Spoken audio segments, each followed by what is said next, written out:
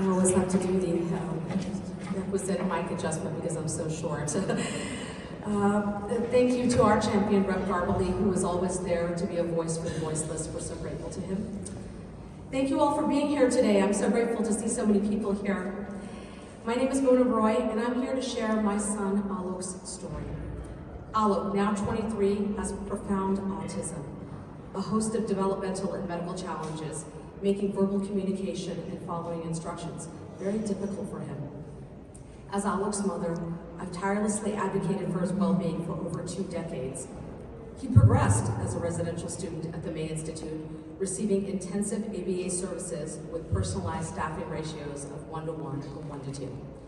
Despite the challenges of the pandemic, his progress continued, where even during the shutdown, ABA services were provided at the residence.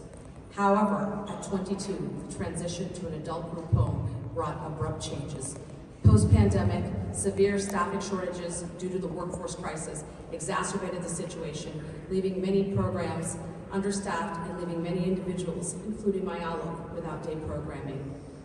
To bridge the gap of what turned out to be many months, my husband and I hired private staff to engage Alok and support him at home while we searched for a day program, any program that would accept him.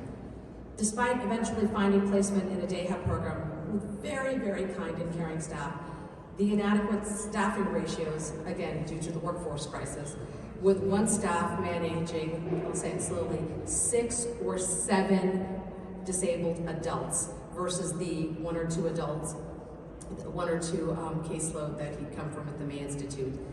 It really results in insufficient programming to stimulate Alok intellectually. This has led to frustration and the emergence of new challenging behaviors, such as ripping off the threads and chewing on his clothes, taking off his seatbelt during van rides, and attempting to throw objects out of the van window, bolting during medical appointments, and in fact, refusing vaccinations.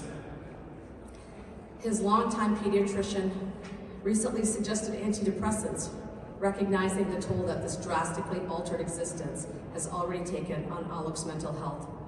From what I understand from others in our community, antidepressants and sometimes even inpatient hospitalization are now common due to the fallout from the workforce crisis.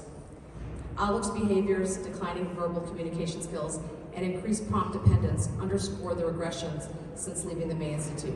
Despite our efforts to support him externally, the absence of a structured program, again, due to the workforce crisis, has caused him to greatly regress.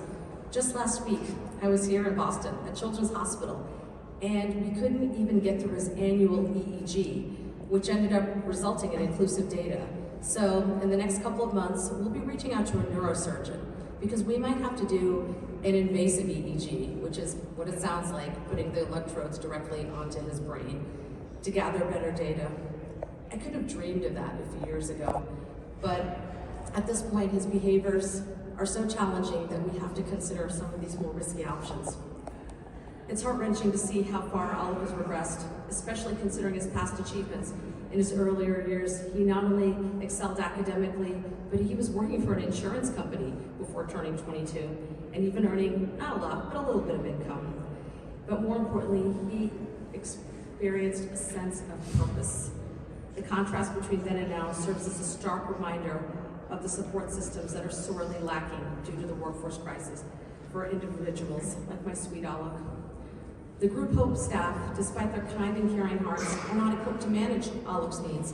So on days when he's not at the day hab and we can't find outside staffing, he spends most of his day in a room humming and doing nothing, which contributes to his deteriorating mental health.